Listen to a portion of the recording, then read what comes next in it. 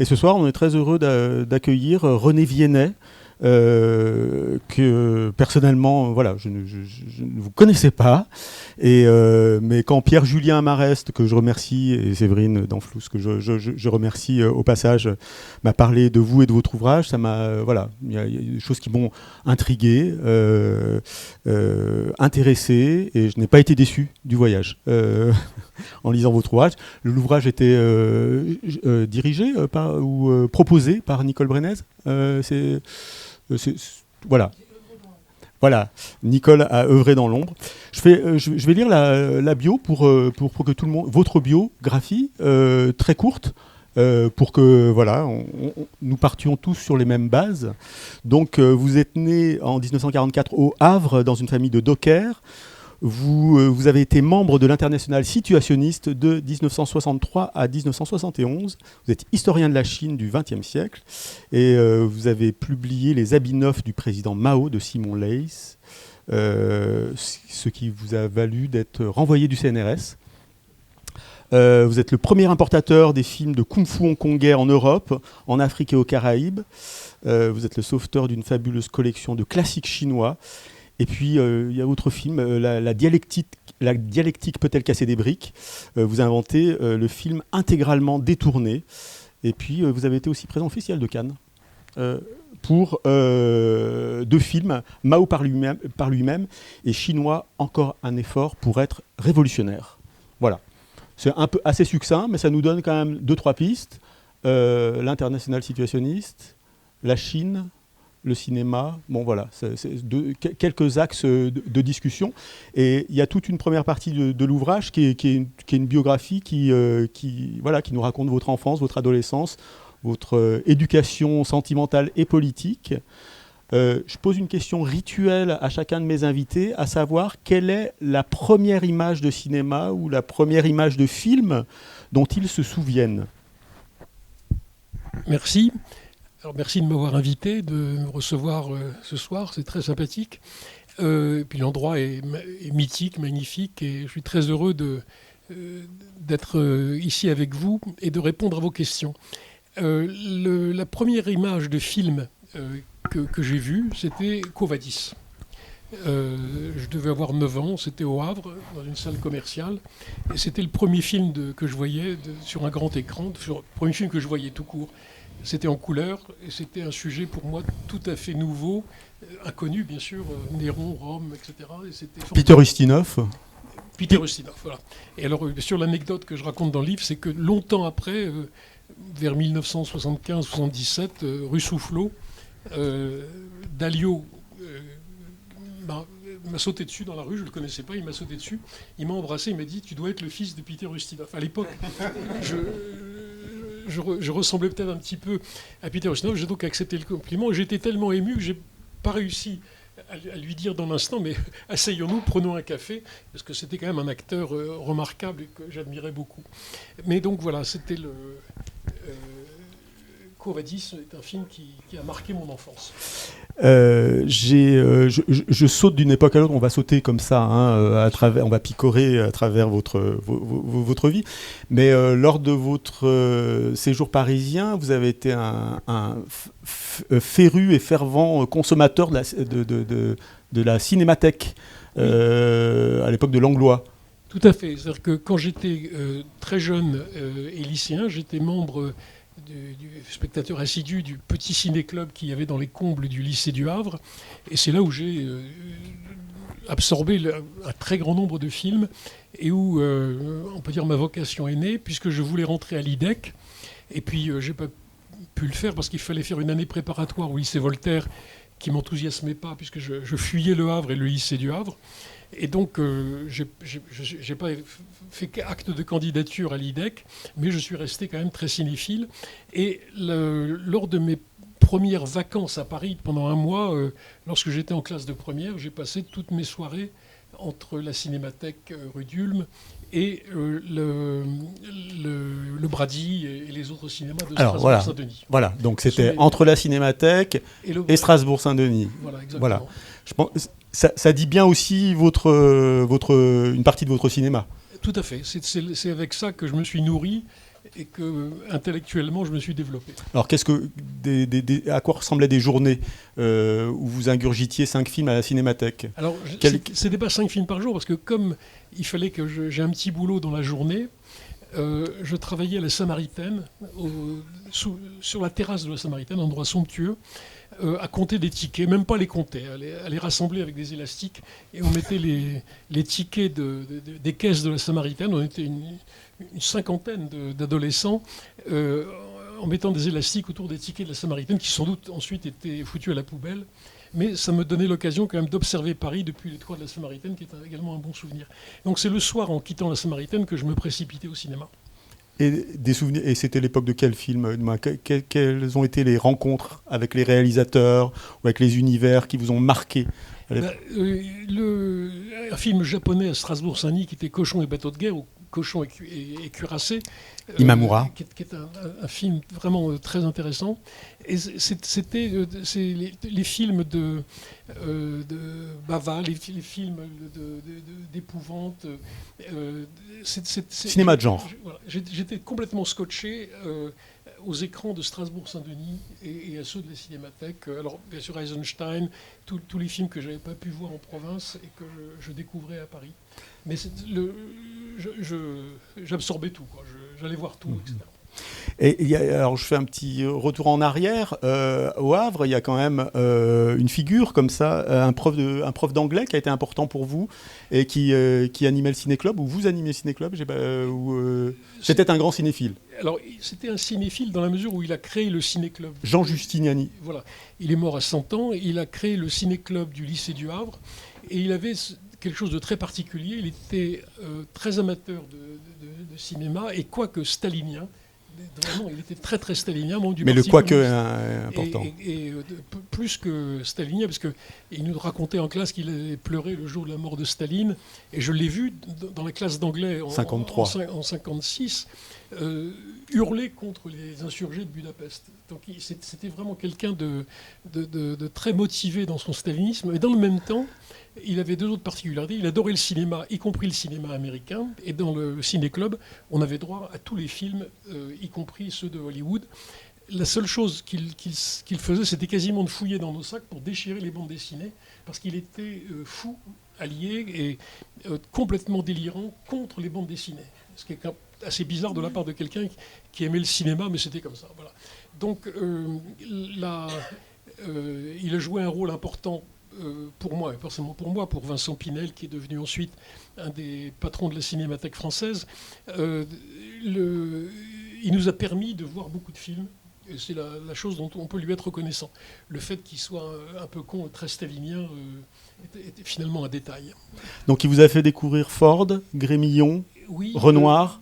Alors bien sûr, le sel de la terre, mais absolument tout, y compris quelques films porno il passait dans le ciné-club du lycée. Oui, après les films, je me souviens, il y avait des choses surprenantes. Oui. Un ancien élève du Havre, du lycée du Havre, qui revenait après avoir tourné des films en Afrique et qui nous avait montré, on avait 13-14 ans, par exemple, les cérémonies d'excision en Afrique noire des adolescentes. Ah oui, okay. Et c'était des choses absolument épouvantables. Donc on découvrait un certain nombre de réalités grâce à l'écran, grâce au cinéma, qui étaient des choses auxquelles on n'avait pas accès. On lisait pas vraiment les journaux pour être au courant de toute l'actualité. Mais même la découverte du monde, etc., c'était quelque chose un vasistas ouvert sur le monde qui était extrêmement passionnant. Alors je ne sais pas si c'est le coffret dont je suis plus fier de chez Potemkin, mais on a édité un coffret Mondo avec Africa Radio, Mondo Canet. Vous citez Jacopetti dans votre livre, je crois, réalisateur. Non, Mondo Canet, je n'y ai pas du tout pensé en écrivant ce livre. Je l'avais vu, mais ça m'a traversé l'esprit sans me laisser des conclusions trop importantes. Non, j'ai plutôt été frappé par ce cinéaste amateur, étudiant, qui allait rejoindre les équipes de Jean Rouch, etc., et qui nous avait rapporté ce documentaire affreux sur les excisions dans les forêts de l'Afrique centrale. Alors, est-ce que tout le monde nous entend au fond? Non, il me semblait, je voyais des mous. Le micro ne mais fonctionne pas au fond. Mais pourtant, Franz, est-ce que tu nous entends au fond? Ah, vous m'entendez, mais pas... Il faut que je parle plus près du micro, alors. Là, c'est mieux. Voilà, donc je vais parler plus fort et plus près du micro. Voilà, très bien, parfait.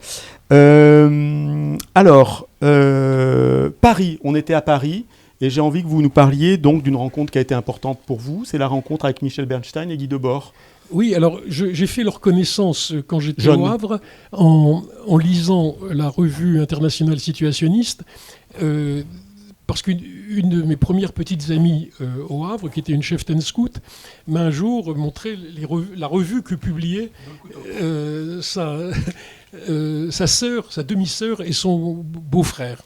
Alors j'ai lu avec beaucoup d'intérêt cette revue, et comme à la fin il y avait une petite annonce en disant jeunes gens beaux et intelligents, contactez-nous, j'ai répondu, j'ai envoyé une carte postale ou un petit billet en disant je suis beau, jeune et intelligent, donc rencontrons-nous. Voilà. Donc j'ai reçu immédiatement une lettre m'invitant à dîner à Paris, et on a fait connaissance, et je suis devenu situ par les femmes.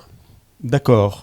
Mais ce qui est important dans une organisation qui passe quand même plutôt pour avoir été très masculine.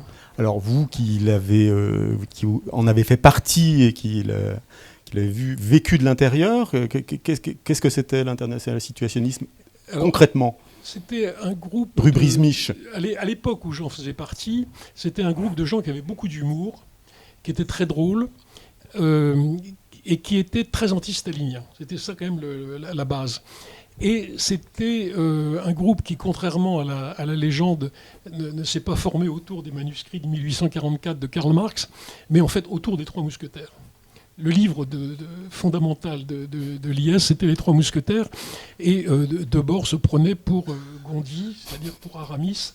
Et le problème, c'est qu'on manquait un tout petit peu de comparses pour compléter le casting des Trois Mousquetaires. D'accord, mais vous étiez combien au final? Très peu. très peu, puisque ça s'est terminé, on était 3. Femmes incluses, hein. Pardon ? Les femmes incluses. Alors il n'y avait pas de femmes. Ah oui, voilà, c'est ce qui me semblait. Il n'y en avait qu'une seule qui était Michel Bernstein. Debord était extraordinairement misogyne.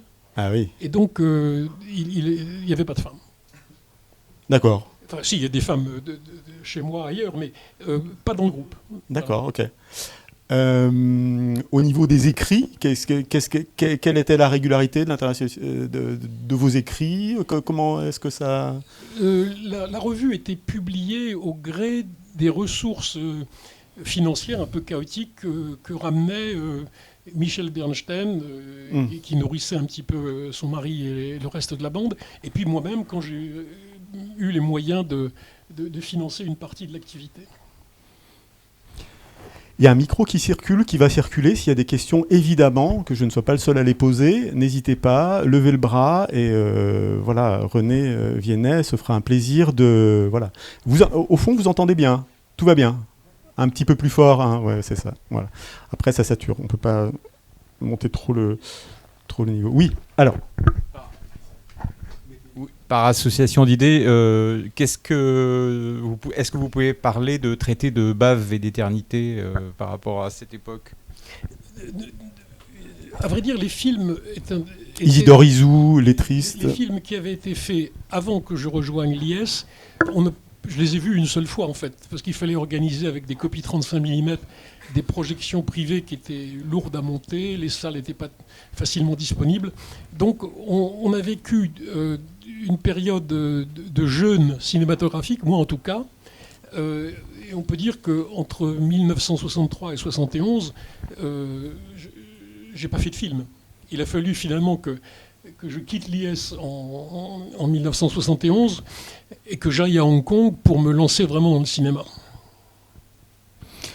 On va faire un petit retour en arrière sur Il y a des questions. Ah, pardon, attendez, levez le bras parce que sinon on ne vous entend pas au fond. Je voudrais savoir pour quelle raison vous avez quitté les situationnistes. Parce qu'ils étaient anti-staliniens et ils n'étaient pas tellement anti-Mao. Qui était pas anti-Mao? Les situationnistes. Les situationnistes, ils étaient très anti-Mao. Mais à un moment, ils ont... oui, ils étaient anti-Mao, mais ils étaient maoïstes au départ. Non, pas du tout. Non, pas du tout. Alors, j'ai vu Non, l'origine des l'origine... situationnistes... l'origine de l'IS, bien avant que j'en fasse partie, c'était la dissidence lettriste. Et à aucun moment, vraiment à aucun moment, les pionniers, les ancêtres des situs n'ont été proches des maoïstes. C'est absolument pas le cas. Ah non, pas du tout. Les maoïstes étaient les gens les plus méprisés de cette époque, et pour de bonnes raisons. Non, mais il y a eu à aucun moment de maoïstes ou d'ex-maoïstes qui nous ont approchés. Alors, question au fond. Dominique. J'y vais. René Viennet, votre acharnement contre Jean-Luc Godard, vous pouvez en parler? Alors, des beaux textes d'ailleurs, moi qui suis un godardien fervent, j'ai trouvé vos textes splendides.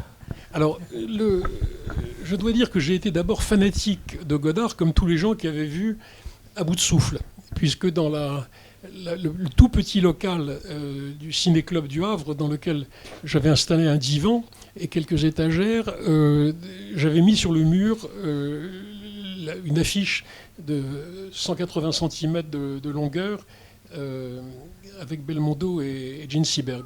Donc j'ai été, comme tout le monde, très séduit par le premier film de Godard et ensuite malheureusement déçu par le virage pro-maoïste qui l'a suivi, qui est absolument absurde et qui l'a déconsidéré à mes yeux. Est-ce qu'on peut se permettre un moment de lecture ou voilà, oui, je le lis. Donc, c'est un article extrait de l'International situationniste du 10 mars 1966, le rôle de Godard. Dans le cinéma, Godard représente actuellement la pseudo-liberté formelle et la pseudo-critique des habitudes et des valeurs, c'est-à-dire les deux manifestations inséparables de tous les ersatz de l'art moderne récupéré. Ainsi, tout le monde s'emploie à le présenter comme un artiste incompris, choquant par ses audaces, injustement détesté, et tout le monde fait son éloge du magazine Elle à Aragon la gâteuse. On développe de la sorte, en dépit du vide critique que Godard trouve devant lui, une sorte de substitut de la fameuse théorie de l'augmentation des résistances en régime socialiste. Plus Godard est salué en génial conducteur de l'art moderne, plus on vole à sa défense, contre d'incroyables complots. Chez Godard, la répétition des mêmes balourdise et déconcertante par postulat. Elle excède toute tentative d'explication. Les admirateurs en prennent et en laissent dans une confusion corollaire à celle de l'auteur parce qu'ils y reconnaissent l'expression toujours égale à elle-même d'une subjectivité. C'est bien vrai, mais cette subjectivité se trouve être au niveau courant du concierge informé par les masses médias. Bon, je pourrais continuer, voilà. Mais c'est à peu près le ton, votre ton. C'est assez méchant, mais ça correspondait effectivement au ressentiment qu'on avait vis-à-vis de ce qu'on pourrait appeler la trahison. Oui, mais enfin, Godard s'est rattrapé avec Histoire du cinéma. Avec Histoire du cinéma. Bien rattrapé quand même. Alors, peut-être, mais j'ai pas tout vu. Donc je suis un peu coupable de ne pas avoir assisté à son exercice de contrition. Nicole, est-ce que vous voulez dire un mot sur parce qu'on a Nicole Brenez qui est là, donc autant en profiter. Voilà, sur René Viennet et son regard sur le cinéma, sur cette période-là du cinéma de Jean-Luc Godard, peut-être. Dites-nous quelques mots. Ah ben Jean-Luc, de toute façon, était toujours plus d'accord avec ses contradicteurs qu'avec ses turiféraires, donc il aurait certainement été d'accord avec René. Je me souviens d'une conversation entre lui et Alain Bergala au musée du Jeu de Paume, où la question lui a été posée de sa proximité avec les lettristes, mais donc je pense qu'on peut englober les situs aussi, et il en était un grand admirateur. Il savait qu'il leur devait beaucoup formellement, bien sûr, et puis voilà, après il y a eu cette... c'est-à-dire qu'il faut se rendre compte quand même que dans les années 60, les maoïstes français n'étaient pas sinologues, ne lisaient pas le chinois, étaient complètement désinformés. Et ils ont pris, je pense, le maoïsme de façon complètement littérale, comme un bon communisme opposé au communisme stalinien. Donc c'était comme une espèce d'espoir. Et donc d'une certaine façon, quand on les lit aujourd'hui, il ne faut pas les lire en référence avec ce que René était capable de faire à l'époque, c'est-à-dire un rapport avec le réel. C'était un maoïste complètement coupé du réel, idéaliste, désinformé. Enfin voilà, donc c'est ma façon en tout cas de pouvoir parler aux deux en même temps. Et de les aimer tous les deux passionnément. Oui, parce que René, j'ai pas précisé que vous étiez évidemment sinologue. Non, sinologue est un mot péjoratif. Ah pardon, alors. Un mot très péjoratif. Alors comment vous vous définiriez ? Comme quelqu'un qui a appris le chinois par hasard, puisque n'ayant pas envie de faire un an de prépa à Voltaire pour candidater à l'IDEC, le prédécesseur de la FEMIS, il fallait que j'ai une carte d'étudiant pour avoir la Sécu, etc. Je me suis inscrit au Langzhou pour avoir ma carte d'étudiant, et le hasard a fait que j'ai rencontré un prof de chinois absolument exceptionnel qui s'appelait Jacques Pimpano, et c'est grâce à Pimpano que j'ai appris le chinois. Un an après, il y avait la reprise des relations diplomatiques entre la France et la Chine, donc par curiosité, et n'étant absolument pas maoïste bien évidemment, j'ai fait partie de la centaine d'étudiants français qui sont partis en Chine en 1964, moi au mois d'octobre, une moitié comme étudiant de langue chinoise et une autre moitié comme enseignant de langue française dans les universités chinoises. Et vous, ça s'est pas très bien passé ? Alors moi, je suis parti comme prof de français. Et en arrivant à Pékin, bien évidemment, on nous a logés à Yoipingguan, c'est-à-dire la caserne qui avait été construite pour les experts soviétiques et qui était un endroit absolument ignoble. Et j'ai demandé quand est-ce qu'on serait installé dans l'université. Et à ce moment-là, on nous dit non, ne croyez pas que vous allez vivre dans l'université, vous êtes là pour 2 ans. Alors je dis, écoutez, je reprends l'avion ce soir. Et la discussion a été assez tendue. Puis, un de mes condisciples qui voulait rester à Pékin et qui avait été nommé à Nankin, il voulait rester à Pékin parce qu'il voulait draguer une très jolie et très intelligente jeune femme qui est devenue son épouse, m'a dit « René, ne te dispute pas avec le parti. Je suis nommé à Nankin, je n'ai pas envie d'y aller. Tu es nommé à Pékin, tu ne veux pas y rester. On swap. » Donc, je suis parti à Nankin et j'ai cru que ça se passerait bien. En fait, pendant 3 mois, c'était pas désagréable.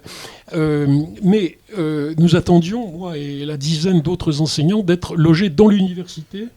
Et on nous a dit non, ne croyez pas que vous pouvez, vous, occidentaux, vivre dans les conditions très rustiques des étudiants et même des jeunes professeurs. Donc, vous allez rester dans l'endroit où nous habitions, qui était l'ancienne ambassade britannique. Et puis, on se faisait un petit peu au luxe extraordinaire de cette ancienne ambassade. On avait des cuisiniers, des chauffeurs, etc. Et la rupture est intervenue pour une raison très simple, c'est qu'à un moment, qui était probablement une étape très préliminaire de la révolution culturelle, on nous a dit c'est interdit maintenant d'utiliser les matériaux pédagogiques qui sont les vôtres, c'est-à-dire des coupures de presse, des ouvrages que vous choisissez, jetés, des chansons, etc. On avait lancé un enseignement de langue française, surtout pour moi qui enseignais à des 3e années, qui parlaient déjà très très bien français. J'avais donc, avec beaucoup d'enthousiasme, je leur avais offert des documents francophones, français, authentiques. Et puis à un moment, on m'a dit non, il faut passer aux œuvres traduites en français du président Mao. J'ai dit non, je refuse. Et on m'a dit non, c'est pas possible de refuser. Je dis dans ce cas-là, je fais grève. Et on m'a dit non, le mot grève est un mot qui n'existe plus en Chine et en chinois. Donc bien sûr, le lendemain matin, en classe, j'ai écrit au tableau grève. J'ai expliqué ce que c'était qu'une grève et j'ai dit je fais une grève tant qu'on m'interdit d'utiliser les matériaux, etc. Donc ça a créé une situation qui s'est un petit peu envenimée. Au bout de quelques semaines, on m'a proposé de partir dans le sud de la Chine, à Fuzhou, où là je serais le seul enseignant étranger, et j'aurais le droit d'habiter avec, non pas les étudiants, mais les très jeunes profs, c'est-à-dire des gens de mon âge, et donc 20 ans, 21 ans. Et ça m'allait très bien, mais je leur ai dit, écoutez, là j'en ai ras-le-bol, si vous m'aviez proposé ça au début, j'aurais accepté avec enthousiasme, mais là, non, je rentre. Donc je suis rentré en France, sans avoir été au bout de l'expérience, qui m'a privé de vivre les débuts de la révolution culturelle. Parce que mes condisciples qui enseignaient le français à Nankin eux ont vécu les débuts de la révolution culturelle. Moi, je n'en ai vécu qu'un prémisse très très léger. On nous emmenait avec nos étudiants, en groupe de centaines de personnes, dans des grands cinémas de la ville de Nankin pour voir un film qui s'appelait Le printemps précoce de février et qu'il fallait critiquer. Le film était admirable, très intéressant, mais il fallait, un metteur en scène s'appelle Setieli, qui après la révolution culturelle a bien sûr été réhabilité et dont le film est devenu un grand classique pour l'exportation culturelle chinoise. Mais à l'époque, c'était un film mal vu, malvenu, et qu'il fallait critiquer avec nos étudiants. Donc je suis sorti de Chine au bout de 6 mois, ce qui est très, très court pour quelqu'un qui devait y passer 2 ans. Et je suis rentré à Paris quasiment le jour de mon 21e anniversaire. Jeune, vous étiez très jeune. Ce que je n'ai pas dit, c'est que vous avez été un des premiers à dénoncer les horreurs du régime de Mao. Que vous êtes... Erreur, c'est un euphémisme, les crimes. Ouais. Les crimes du maoïsme, parce que nous vivions à cette époque quand même dans une époque où la Chine avait accumulé déjà un certain nombre de statistiques sur d'exécutions de masse pour la réforme agraire et d'autres phénomènes qui seraient trop longs à expliquer. Et puis on arrivait... au moment du grand bond en avant, où il y a eu quand même entre 30 et 40 millions de morts de faim.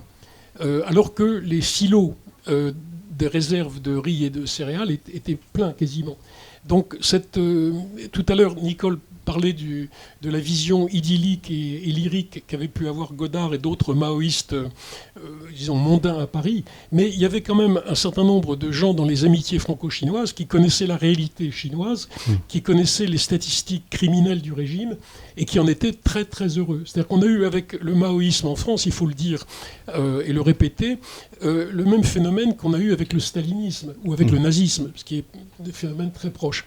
Et les gens qui étaient nazis adoraient les chambres à gaz quand ils en ont eu connaissance, et ils adoraient les massacres de masse des hitlériens. Et de la même façon, la grande majorité des maoïstes français, qui sont des gens pour lesquels j'ai un mépris total et pérenne, savaient ce qui se passait en Chine, mais c'est la raison pour laquelle ils étaient maoïstes. Ils étaient pas maoïstes malgré les crimes de Mao, ils étaient maoïstes à cause des crimes de Mao. C'est ça qui fait que je reste extraordinairement violent à l'égard des maoïstes français. Mais alors, si je comprends bien, pendant les 6 mois que vous avez passés en Chine à cette époque, vous n'avez pas pu voir les famines et c'est postérieur. Non, si vous voulez, quand je suis arrivé à Nankin, si l'anecdote peut vous intéresser, nous avons d'abord été logés dans une guest house confortable, presque luxueuse, et puis assez rapidement, on était une dizaine de jeunes étudiants et profs de langue, on a été installés dans l'ancienne ambassade britannique. Mais quand on sortait dans la rue, et que des gens s'approchaient de nous pour nous causer, immédiatement, vous aviez un certain nombre de gens qui s'approchaient en leur disant « ce sont des étrangers, il ne faut pas leur causer ». Dans les restaurants, les gens s'éloignaient des tables où on s'installait. Chez le coiffeur, on était coiffés, bien évidemment, mais c'était pas très facile de causer avec les gens. En plus, notre niveau de chinois n'était pas très très bon encore à l'époque. Mais c'était la coupure était extrêmement forte, y compris avec nos étudiants qui avaient, nous l'avons appris par la suite, pour quasiment chaque heure de langue française qu'ils avaient avec un enseignant comme moi, comme mes quelques condisciples, la dizaine de garçons et filles qui étaient à l'université de Nankin en même temps que moi, ils avaient un nombre d'heures équivalent d'éducation politique pour leur faire oublier les mauvaises influences que leurs profs d'origine européenne pouvaient leur inculquer. Donc la coupure était extrêmement, extrêmement forte. C'était très difficile de se faire des amis. L'un de mes collègues, si l'histoire est dramatique, j'en parlerai pas s'il ne l'avait pas raconté lui-même dans un livre, a reçu un petit message dans le cahier d'exercice par une de ses étudiantes qui avait mis sa photo et lui a dit « Est-ce que le professeur me trouve jolie ?» Du coup, il était un peu intimidé, même terrorisé à l'idée que ça puisse mal se passer. il a eu quelques rencontres très très pudiques, très amicales, très gentilles dans des jardins publics le soir. Et puis ils ont été repérés et la fille a disparu. Alors il a pendant 2 ans, il s'est battu pour avoir des nouvelles de son étudiante qui avait disparu de la classe. Et puis il est arrivé au terme de son visa, il a dû quitter Nankin pour aller à Hong Kong. Et bien sûr, à Hong Kong, on ne lui a pas renouvelé son visa, donc il n'est pas rentré en Chine. Et par la suite, un de mes étudiants, parce que j'étais en 3e année avec des étudiants qui parlaient déjà bien français, m'a écrit au moment où, après la révolution culturelle, Deng Xiaoping a donné l'ordre à des dizaines de milliers de Chinois de partir à l'étranger. Et un de mes étudiants m'a écrit en disant « René, il était rentré à l'Académie des sciences sociales, je viens de trouver dans la bibliothèque un numéro de l'Express où tu interviews Chiang Ching-kuo, le président de Taïwan. Ça me donne l'occasion de reprendre contact avec toi. » Il m'a écrit au bon soin de l'Express. Essayons de reprendre le contact. Donc il avait le droit d'écrire à un étranger comme moi qui avait été son prof. Et je lui ai donc répondu. J'ai compris que si je faisais le nécessaire, il aurait le droit de venir en France. Il est venu en France.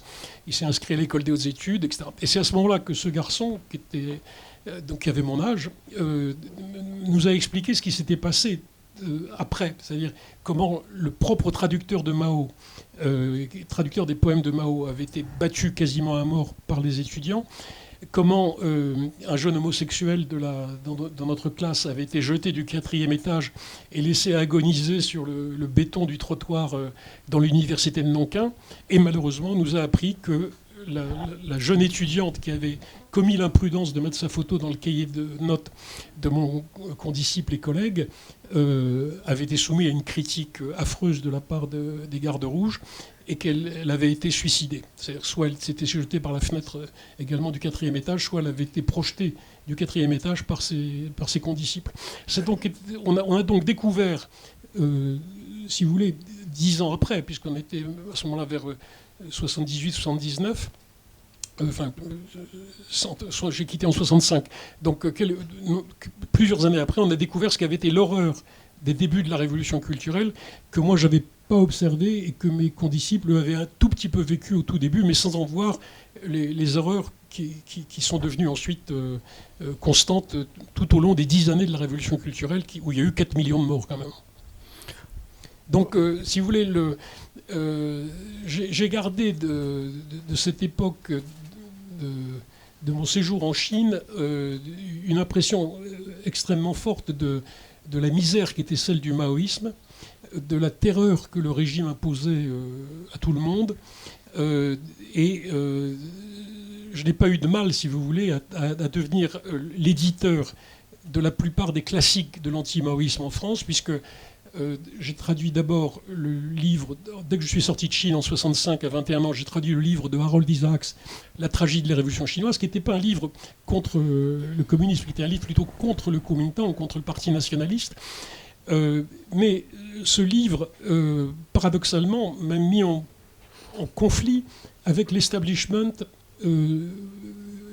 maoïste chrétien de la France. Parce qu'une des choses qu'il faut faire rappeler et faire remarquer à tout le monde, c'est que parmi les maoïstes français, il y avait une engeance qui était plus vicieuse encore que le reste, qui étaient les catho-mao, les chrétiens maoïstes. Les gens de la revue Esprit, Jean-Luc Doménac, le fils de son père, Léon Vandermerch, ces gens-là étaient des ordures absolues et étaient épouvantables.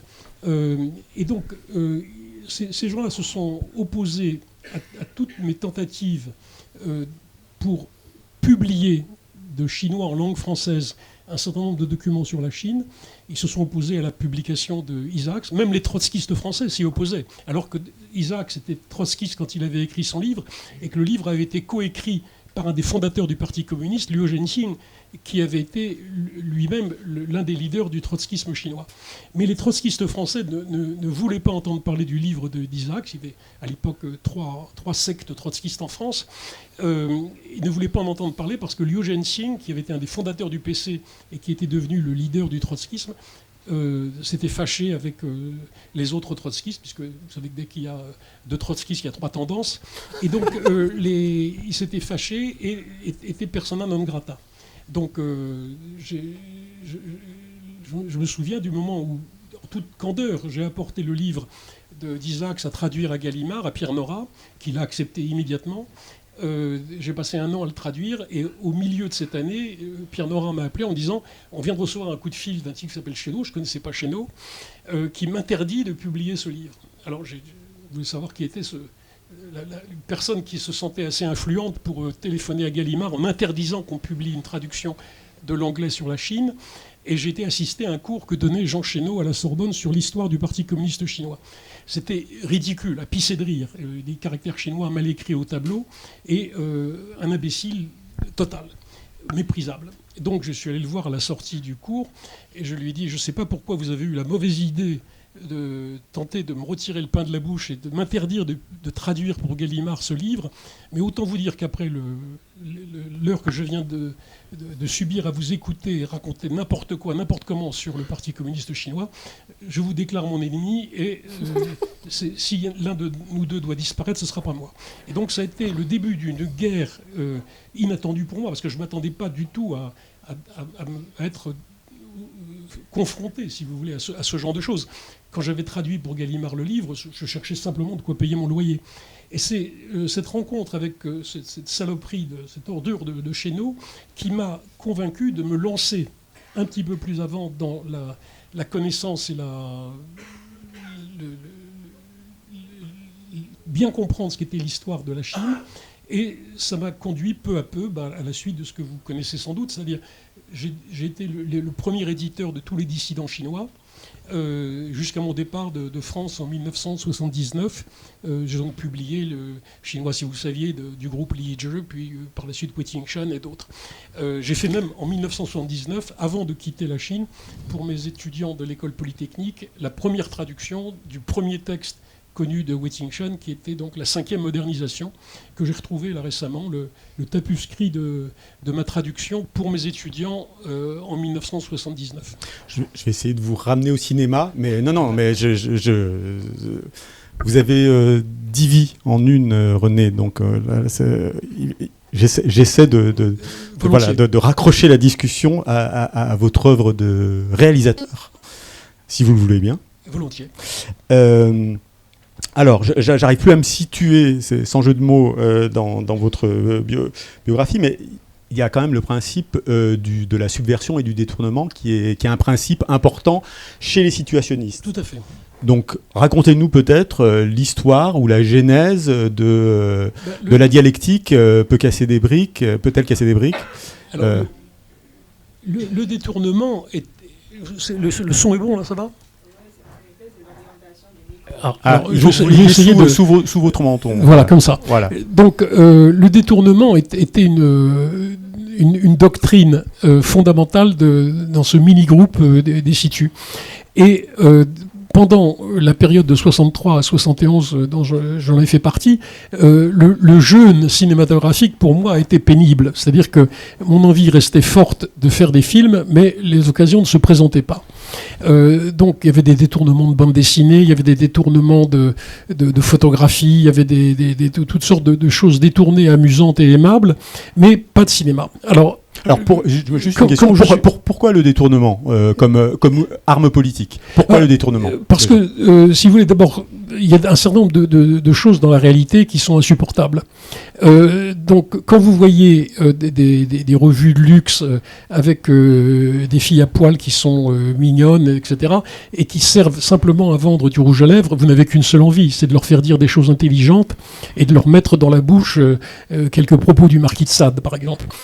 Donc, cet exercice-là de détournement des photographies, des journaux de mode, des publicités, est quelque chose d'instinctif, mais qui n'était pas propre au situ, tout le monde a envie de faire ça.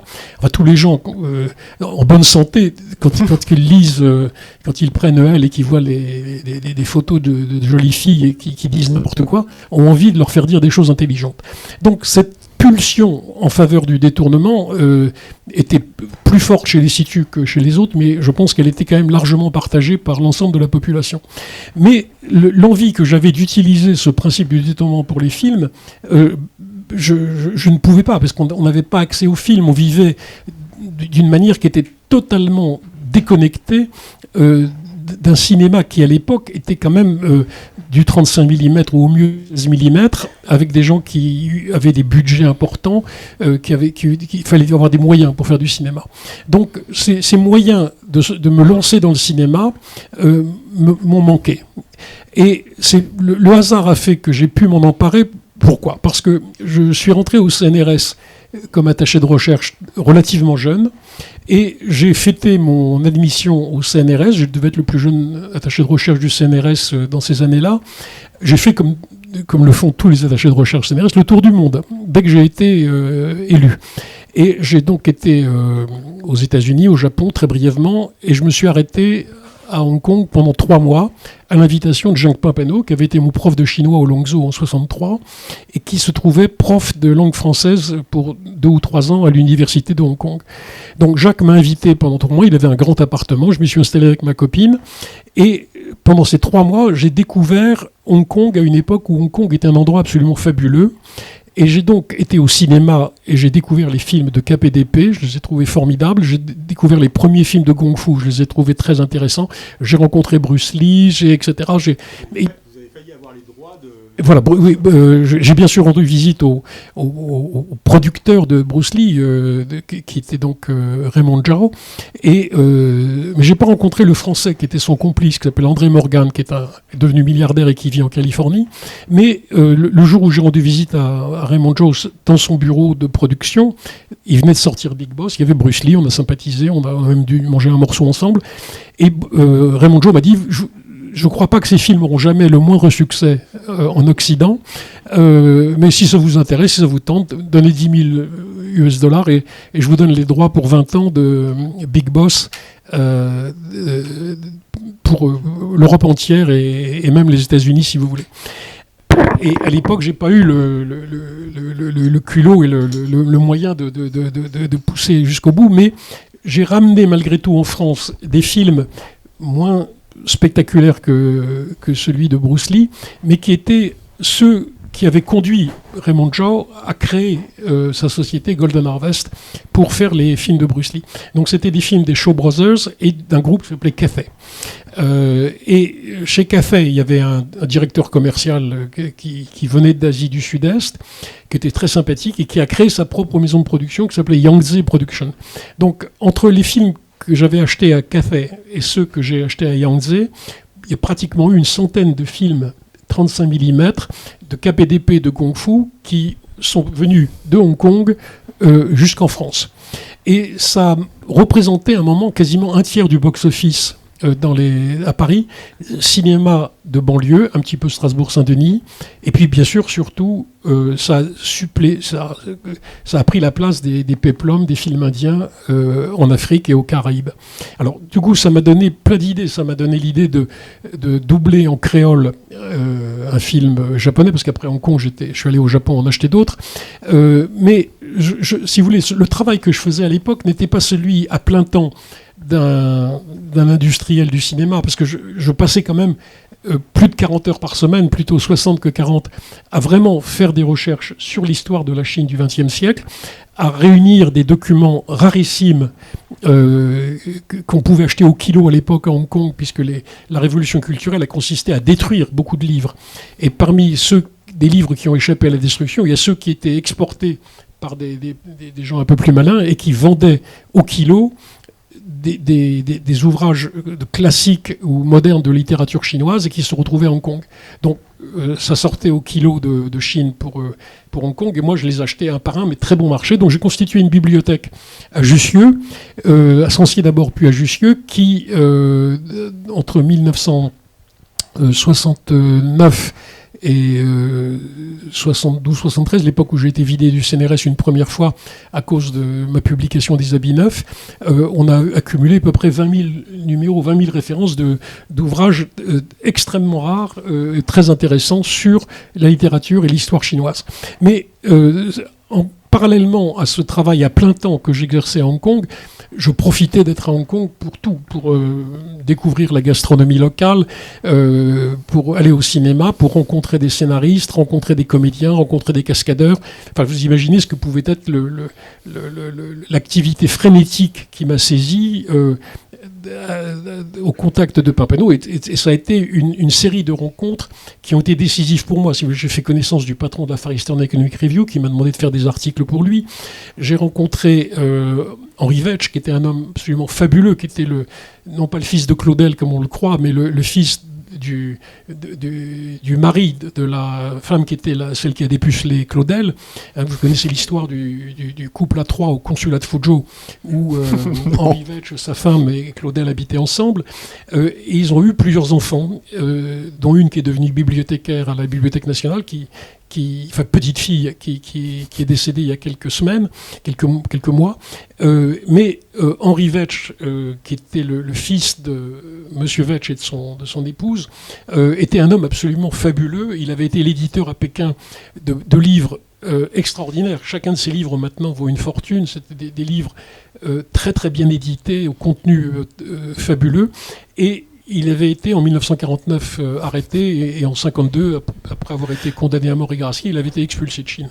Donc j'ai rencontré... René, j'essaie de vous ramener au cinéma, hein, oui. Parce qu'on va passer. Je veux passer un extrait de la dialectique. Voilà. Alors, je vous laisse. Oui. Donc si vous voulez, attendez. Hong Kong a été un moment absolument essentiel dans ma découverte du cinéma. Et c'est là où j'ai vu un film qui s'appelait Tang Shou Tai Chuan Dao, c'est-à-dire la boxe chinoise et le taekwondo, qui était le film parfait pour un premier détournement intégral d'un film. Donc je l'ai acheté et je l'ai en une après-midi, 2 après-midi au maximum, détourné avec les 417 sous-titres que j'ai créés pour raconter une autre histoire très différente de celle que le film racontait, ça a été la dialectique peut-elle casser des briques.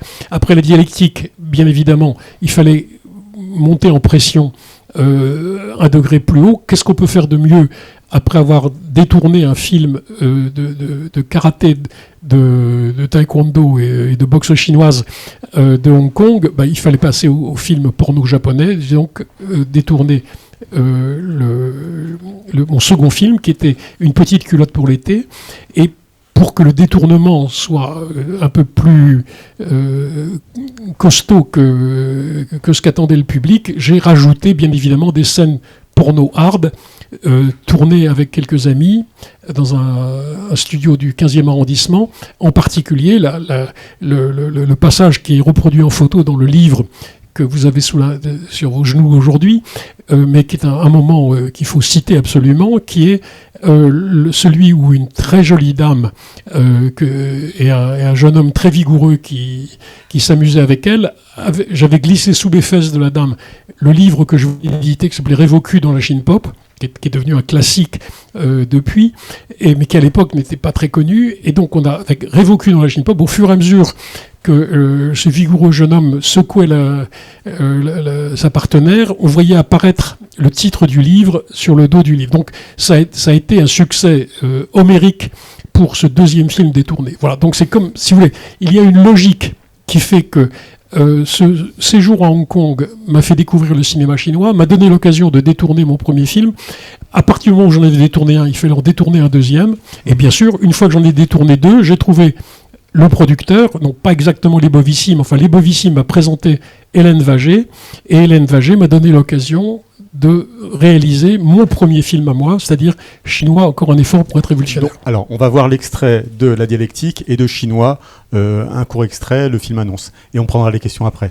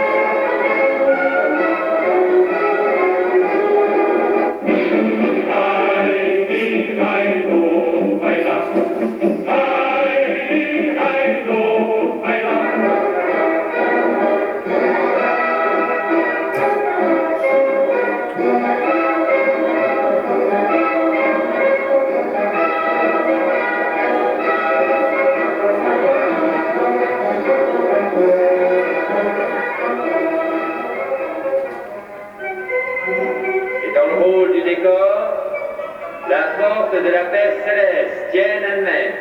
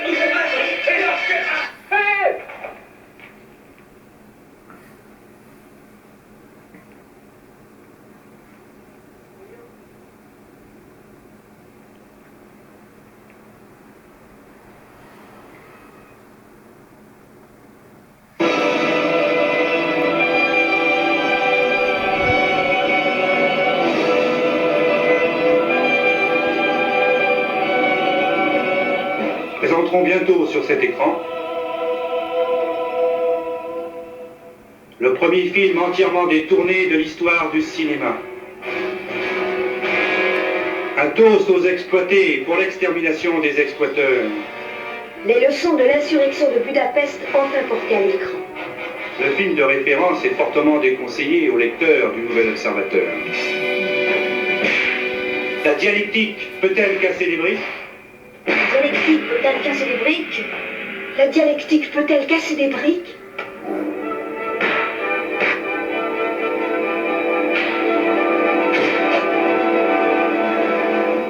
Les petits chefs morts pendant que les bureaucrates constatent. Si les prolétaires s'attaquent aux mass médias, notre idéologie va refroidir. Même si on a le cul dans l'eau tienne. J'en parlerai à mon ministre de la Culture.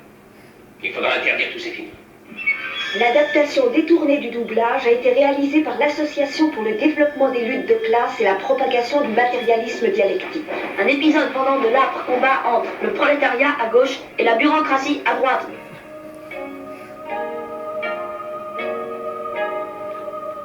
Quel pied! J'entends les mots dialectiques et je sors ma culotte. Et blanc dans les dents des bureaucrates.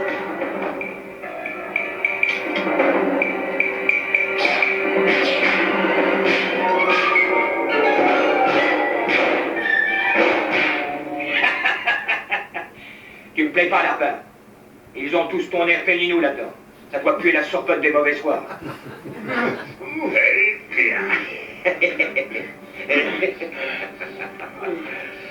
La liberté est le crime qui contient tous les crimes. Ce ne sera plus une énigme pour ceux qui viendront bientôt dans cette salle.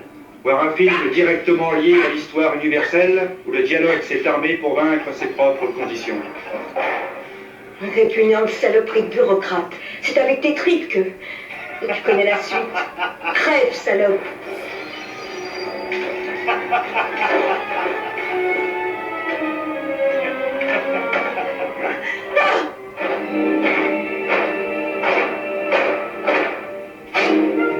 En attendant, vous allez produire et consommer. Les idées s'améliorent. Le sens de l'adaptation du dialogue y participe. Entre autres, vous verrez un bureaucrate prévoyant et lucide préparant ses tripes. Quand la dialectique devient force pratique, les bureaucrates en prennent plein la gueule.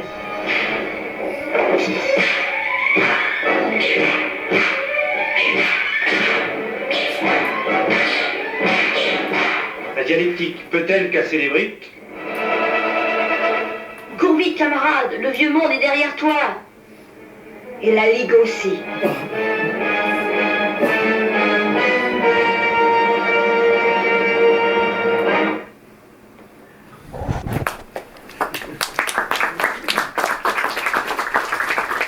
Alors, vous avez eu les films là dans l'ordre inverse, c'est-à-dire qu'il fallait voir d'abord celui qui est sorti en 73, qui était La Dialyse qui veut le casser les briques, est sorti après la mort de Mao, quasiment le mois qui a suivi la mort de Mao.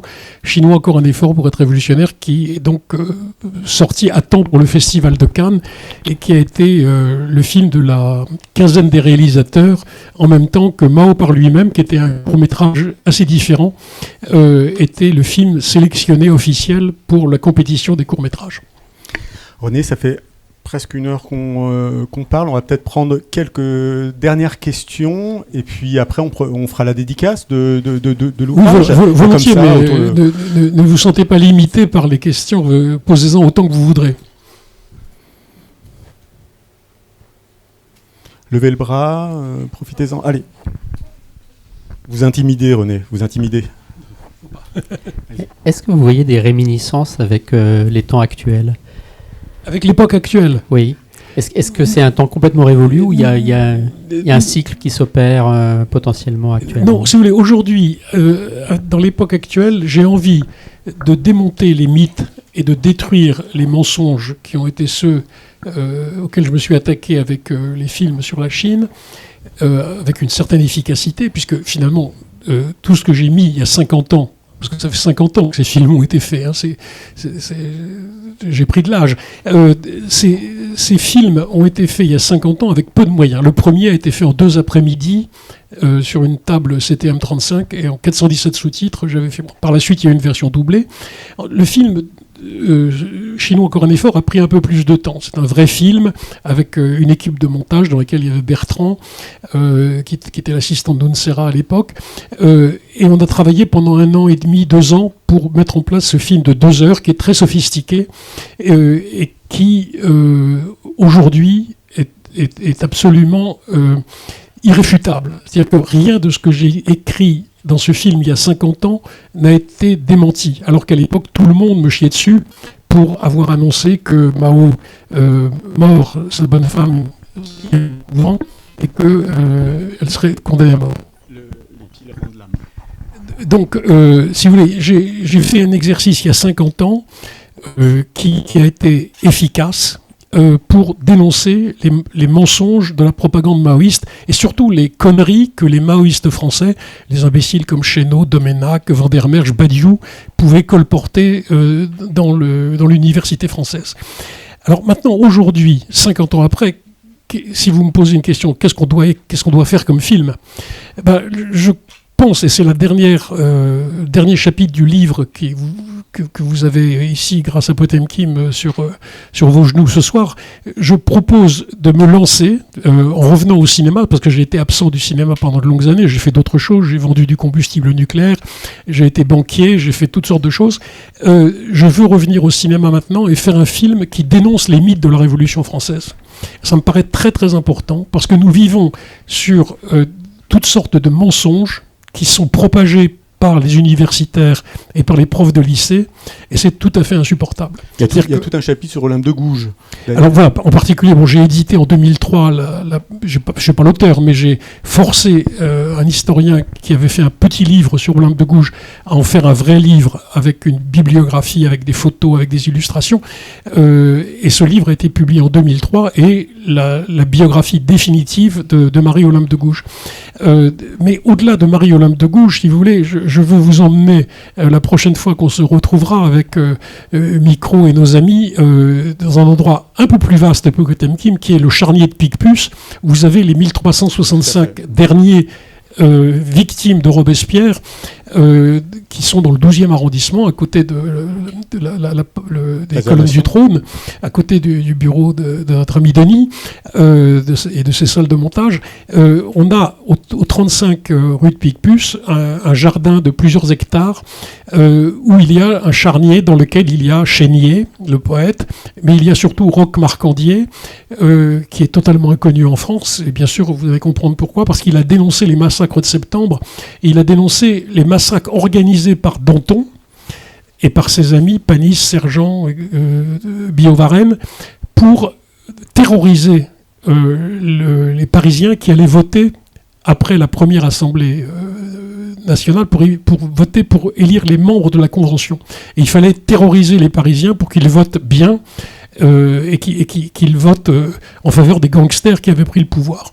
Et donc Danton, qui a sa statue au métro Odéon, est une salope qui a organisé le massacre à coups de serpes, de baïonnettes et de gourdins, de 1360 prisonniers dans leurs cellules, ou à la porte de leurs cellules, dans 5 ou 6 prisons parisiennes.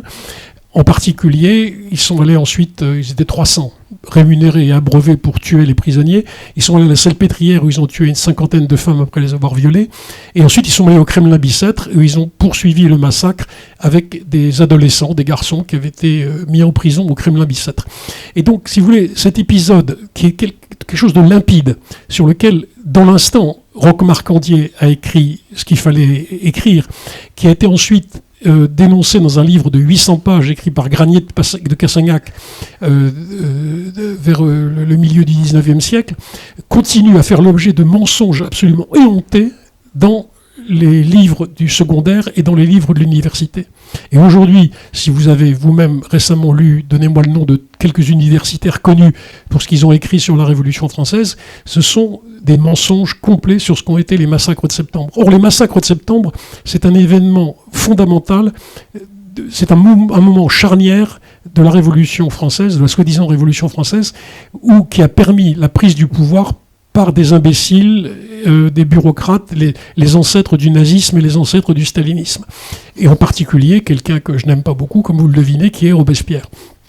Donc, il est temps, si vous voulez, on est quand même après le bicentenaire de la Révolution française, il est quand même temps que l'on se replonge dans les archives et qu'on dise enfin la vérité sur les horreurs antidémocratiques, antiféministes, qui ont été celles des soi-disant révolutionnaires de 1790 et compagnie.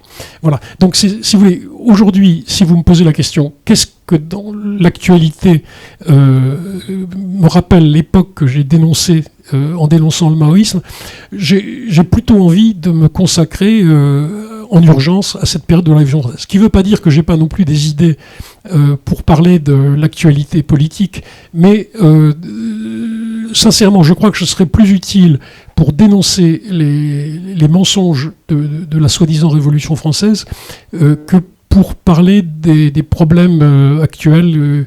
Enfin, ceci dit, si vous m'en donnez les moyens, je le ferai volontiers. Regardez le micro. Bon, je vous ramène encore au cinéma parce que c'est vrai, tout ça est passionnant. C'est une contre-histoire importante, nécessaire. Je reviens par le petit chemin de la liste de films que je vous avais demandé. Et je n'ai pas été surpris de retrouver des films de notre ami Faraldo, Thème Rock et Bof.